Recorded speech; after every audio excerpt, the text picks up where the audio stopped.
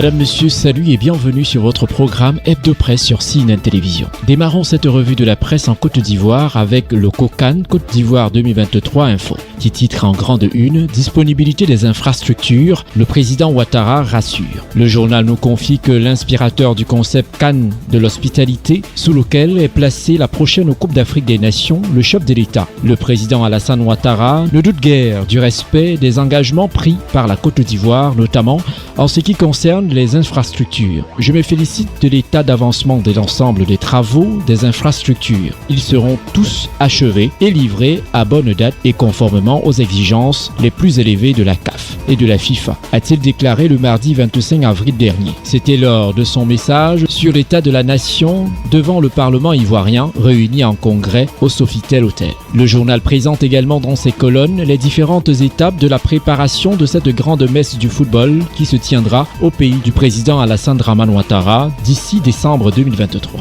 Poursuivons l'hebdo presse par le quotidien L'Avenir qui titre en grande une « Assemblée nationale, vote du projet de loi sur l'orientation de la jeunesse. Le PDCI étale sa mauvaise foi ». Le quotidien L'Essor ivoirien s'intéresse à la situation socio-économique et titre en grande une « Guillaume Soro, la provocation de trop ». Pourquoi l'opposition l'a lâché?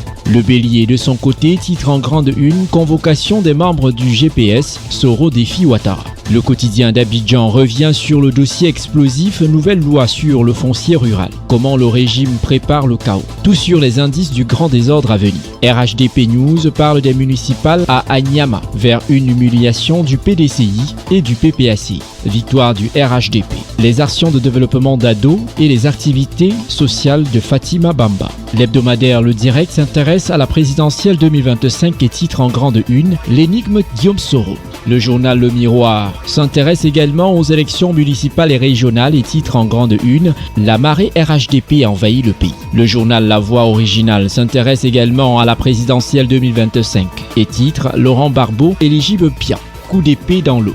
L'éclairage du professeur Hubert Oulaye. L'intelligent d'Abidjan titre à sa une « C'est tout le monde qui utilise Atoté ». À l'étranger, quand tu dis Atoté, c'est comme si tu disais Drogba ou Blondie. Le journal Rassemblement s'intéresse au bruit dans le Moronou et titre à sa une « Le député Assouba va-t-il défier le président Ouattara ? Un pied dedans, un pied dehors ». Le journal L'Expression pour sa part s'intéresse au dépôt sauvage d'ordures et titre à sa une « Le gouvernement va sévir, ce que risquent les contrevenants ». Le projet de loi adopté hier par les députés. En fenêtre du même journal, vente de lait infantile dans les boutiques. La mesure d'interdiction foulée aux pieds. Le journal Notre Voix présent en kiosque s'intéresse aux propos de Georges Aka.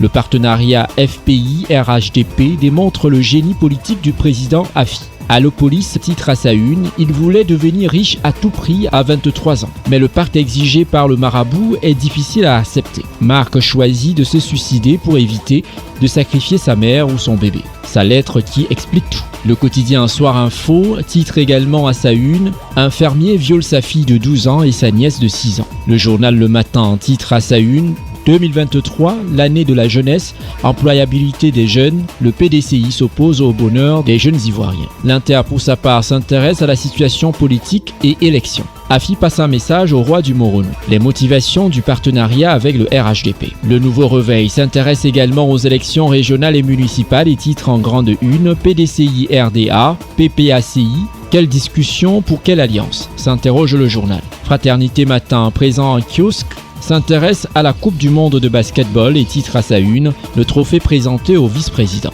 En fenêtre du même journal, nuisances sonores, désordre urbain, insalubrité. Les sanctions arrivent, des amendes et des peines d'emprisonnement prévues. Toujours en fenêtre du même journal, mauvais stationnement, absence de signalisation, ces gros camions tueurs sur les routes. La Nouvelle Alliance parle également des municipales et régionales 2023 et titre en grande une « Le complot contre Barbeau se précise.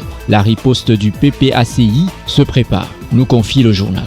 Le Temps de son côté s'intéresse à l'affaire Barbeau, ni électeur ni éligible. Le Patriote dévoile le complot de la CEI contre Barbeau. La colère de la diaspora ivoirienne. Les vérités des partis politiques et sociétés civiles. La dernière heure s'intéresse à l'affaire des terres sans maître. Enfin, le décret tant attendu est tombé, nous informe le journal. L'intégralité du décret numéro 2023-238 du 5 avril 2023 déterminant les procédures d'immatriculation des terres du domaine foncier rural. Le quotidien numérique s'intéresse au Niger et titre à sa une « Plus de 18 000 déplacés retournent chez eux après les affrontements à l'ouest ». Le journal La Retraite Active, présent en kiosque, parle de pension de retraite. Les seniors plaident pour un 13e mois. Le quotidien Le Jour Plus, quant à lui, parle du PDCI RDA, les choix des candidats pour les élections locales. Le Petit Pont, de Bédier à Georges et Zalais. Le magazine Go s'intéresse à l'affaire Franck Kessy, footballeur international. Des révélations exclusives des membres de sa famille. Il ne peut pas être l'enfant de cette Libérienne. Sa mère a souffert en vendant des éponges.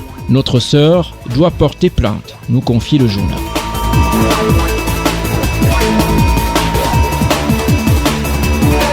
Chers téléspectateurs, au Cameroun, la compagnie de transport interurbain touristique Express reprend la route. Suspendue pour un mois à la suite d'un accident qui a causé 15 morts la semaine dernière, le ministre des Transports a levé à titre exceptionnel la suspension. Pour le journal Réalité Plus, Ngalé Bibéé est un vrai et bon ministre des Transports. À titre exceptionnel et sur la base d'un cahier de charges à honorer par la compagnie des transports sanctionnée, le ministre des Transports vient de lever la suspension d'un mois infligée à Touristique Express, indique le journal.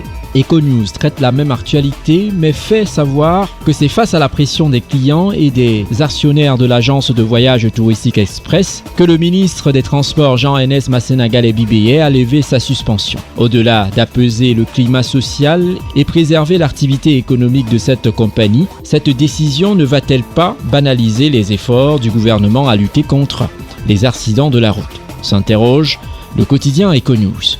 L'hebdomadaire Le Point, présent en kiosque, nous plonge déjà dans les festivités du 20 mai. Samedi prochain, la nation fêtera le 51e anniversaire de la consécration de l'unité nationale. Mais avec tous les maux qui minent le pays aujourd'hui, peut-on encore parler d'harmonie au Cameroun ? S'interroge le journal. Toujours parlant du 20 mai, Cameroun Tribune titre à sa une « Première communion ». Le journal nous informe que dans le cadre des manifestations civiles, le ministre de la Jeunesse et de l'Éducation civique a ouvert les villages de l'unité et de l'intégration dans les 10 chefs-lieux des régions. Celui de Yaoundé connaît son vernissage ce jour, au moment où les hommes en tenue vont effectuer leur premier mouvement préparatoire au boulevard du 20 mai. Et en attendant la répétition générale demain, la nation se met en branle pour une fête totale samedi prochain. La Nouvelle Expression parle de la crise énergétique et titre à sa une « L'échec de la Sonatrel, des Néo et de l'EDC ». Le journal nous informe que malgré les multiples plaintes des populations plongées dans les ténèbres, ces entreprises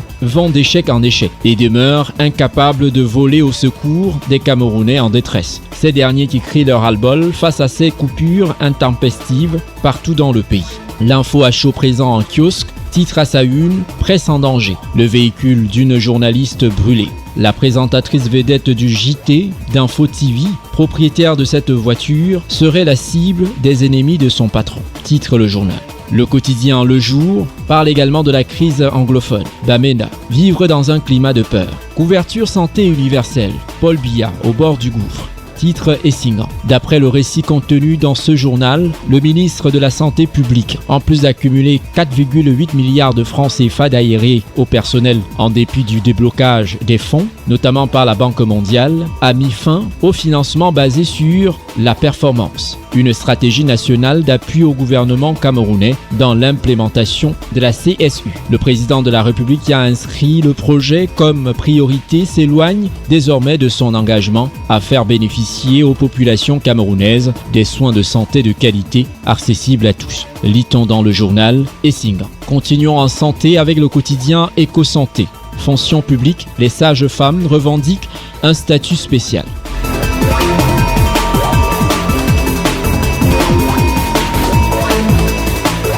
Chers fidèles téléspectateurs, en France, le Figaro s'interroge. Pourquoi la France est toujours menacée de sécheresse ? Le journal indique que malgré de fortes pluies pendant le printemps, plus de 2/3 des nappes phréatiques sont à des niveaux très bas. Le gouvernement se prépare à de nombreuses pénuries. Libération s'intéresse également à ce phénomène et titre à sa une « La sécheresse ne prendra pas de vacances ». Le journal nous informe que selon les dernières projections alarmantes du gouvernement, 70 départements risquent d'être frappés par la sécheresse d'ici la fin de l'été. Les 2/3 des nappes phréatiques présentent un niveau préoccupant. Le Parisien, de son côté, titre en grande une « Violence politique ». Jusqu'où? Agressé à Amiens, le petit-neveu de Brigitte Macron va être placé sous protection policière. Le maire de Saint-Brévin, démissionnaire après l'incendie criminel de sa maison, a été reçu hier à Matignon.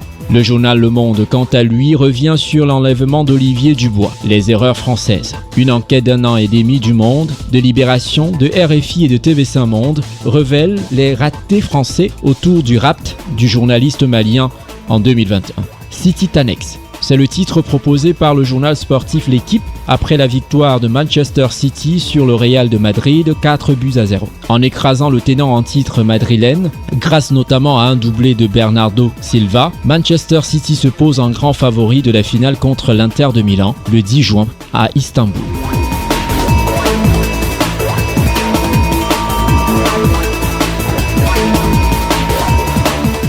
Le bimestriel L'Intransigeant, le nec le plus ultra de la presse, dans son premier numéro, titre en grande une « Ali Bongo Ondimba, quel destin ?» En fenêtre de ce magazine, l'Afrique qui gagne, avec en toile de fond le éditorial du directeur de publication qui vous situe sur la vision du magazine L'Intransigeant, l'Afrique par les Africains. On ne nous dit pas tout. Le magazine vous fait des grandes révélations confidentielles sur les grands dossiers africains. L'Intransigeant met en lumière le savoir-faire d'un génie de l'industrie de l'habillement. Pape, maître tailleur. Le bimestriel L'Intransigeant, édité par Secam Media Group, est disponible partout. En France, au Benelux, en Afrique du Nord et en zone CEMAC. Madame, Messieurs, merci d'avoir regardé cette autre édition des Deux Presses sur CNN Télévision. À très bientôt pour un nouveau numéro. D'ici là, portez-vous bien et n'arrêtez jamais de sourire à la vie. Restez en compagnie de vos programmes sur CNN, la télévision autrement.